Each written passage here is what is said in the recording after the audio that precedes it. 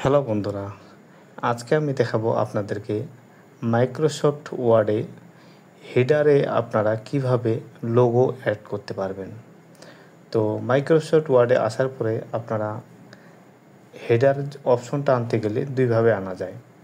তো এখানে যদি আপনি উপরের দিকে যদি আপনি এখানে ডাবল ক্লিক করেন তাহলে কিন্তু দেখুন আপনাদের হেডার সিলেকশন হয়ে যাবে, অথবা আপনি যখন নর্মালভাবে থাকবেন তাহলে আপনি এখানে ইনসার্টে চলে যাবেন। তো ইনসার্টে ক্লিক করার পরে এখানে থেকেও আপনি কিন্তু এই যে দেখুন এখানে হেডার অপশনটি নিয়ে আসতে পারবেন।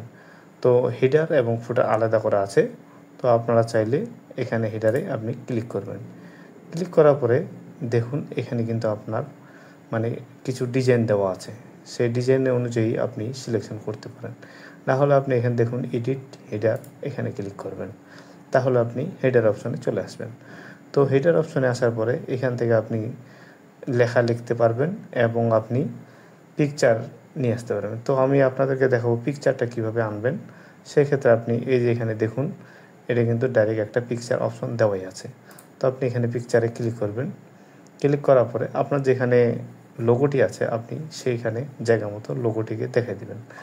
তো আমি এখানে জাস্ট আপনাদের দেখানোর সাথে যে কোনো একটি লোগো বা যে কোনো একটি ছবি আমি এখানে অ্যাড করে নিচ্ছি। তো এখানে এটা অ্যাড করার জন্য আমি ধরেন যে এটাই নিচ্ছি, এটা নিয়ে আমি এখানে ইনসার্ট দিয়ে দিলাম। তো ইনসার্ট দেওয়ার পর দেখুন এটা আমরা কিন্তু এখানে নিয়ে নিলাম। তো এখন আমাকে এটাকে ছোট করতে হবে। এটা ছোট করার জন্য আমি এখানে দেখুন কোণে এই যে এখানে আপনার 6টা এরর শো করতেছে। তো এই 6টা এররের মধ্যে আমি এখানে জাস্ট একটা ধরে আমি এই যে কমে দিলে এখানে কিন্তু কম বেশি হচ্ছে। তো এটি কিন্তু নড়াচড়া করতেছে না। তো এটা নড়াচড়া করার জন্য আপনাকে এখানে দেখুন ওয়ার্প টেক্সট নামে একটা অপশন আছে, এখানে এররে ক্লিক করবেন। ক্লিক করার পরে আপনি এখানে একটা যে কোনো একটা লাইন নিয়ে নেবেন। তো আমি এখানে টপ টু বটন এটা নিয়ে নিলাম। তো এটা নিয়ে এখন আপনি এটা এখানে ছোট বড় যা কিছু আপনার করার ইচ্ছা আছে তো আপনি এখান থেকে সিলেকশন করে আপনি এখানে দেখুন এখানে আপনি সাইজ মতো বসাই নেবেন।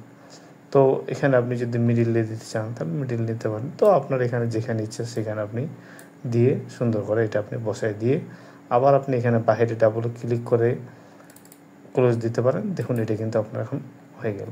তো বন্ধুরা, হেডারে আমরা কেন দিই? হেডারে দেওয়ার কারণ হচ্ছে যেন আমরা একই লেখা বা একই ছবি যেন আমরা সকল পেজেই পেয়ে যাই।